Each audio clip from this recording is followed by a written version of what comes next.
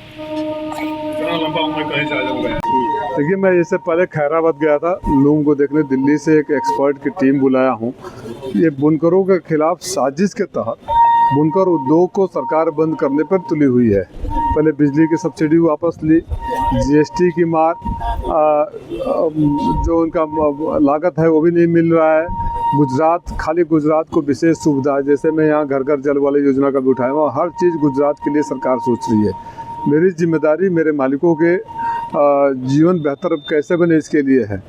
तो मैं यहाँ बुनकरों से एक्सपर्ट टीम के साथ ये समझने आया था कि जिस उद्योग को ये बंद करने पर तुले हुए हैं, भूखमरी के कगार पर खड़े कर रहे हैं, जिस उद्योग के साथ ये नाइंसाफ़ी सिर्फ ये सोच के कर रहे हैं कि इसमें एक मजहब विशेष के लोग रहते हैं। हालांकि मैंने पार्लियामेंट में ये बात कही थी कि जब आर्थिक विकास होता है तो सभी उससे जुड़ते हैं। छोटी सोच है, उसको बेहतर बनाने के लिए हम क्या क्या कर सकते हैं। मैं एक दिल्ली से अंतर्राष्ट्रीय लेवल के एक्सपर्ट टीम को बुलाकर सर्वे करवा रहा हूं। मैं अपने वरिष्ठ नेताओं और बुनकर साथियों से उस पर चर्चा किया, जिसमें कुछ बातें तो बिल्कुल समझ में आ रही है। जैसे अगर इसको अपग्रेड भी करना चाहें तो जिनको 2 वक्त की रोजी रोटी नसीब नहीं होती है, वो कहाँ से लाख रुपया लगाएंगे।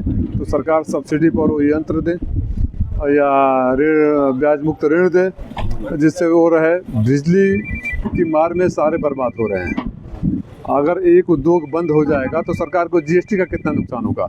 बिजली के बिल से कमाएंगे कि जीएसटी से कमाएंगे। अगर उद्योग जिंदा रहेगा, व्यापार फलेगा फूलेगा, तो राजस्व की वसूली तो ऐसे भी हो जाएगी। तो बिजली के नाम पर जो हमारे समाजवादी पार्टी ने सुविधा दिया था, सरकार ने, नेताजी ने सुविधा दिया था, उसको वापस कर लिए। इसको वापसी की मांग कर रहे हैं हम सरकार से। आने वाले सदन में भी उठाएंगे।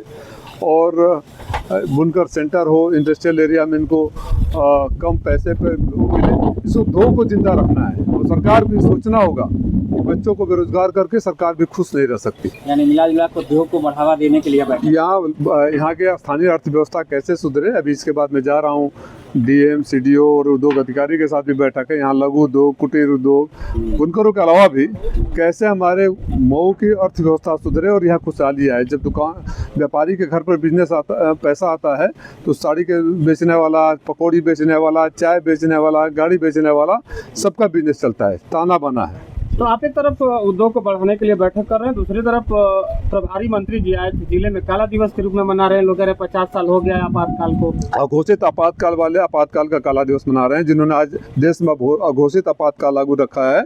आप ज़्यादा सवाल पूछेंगे तो आप लोगों के ऊपर मैं 2-4 चेहरे देख रहा हूँ, FIR झेल चुके हो, और हम लोग तो झेलते रहते हैं। तो ये लोग अपने आचरण में पहले सुधारें। उन लोगों को कोई हक नहीं है आपातकाल के बारे में बात करना जो आज अघोषित आपातकाल का सरकार चला रहे हैं।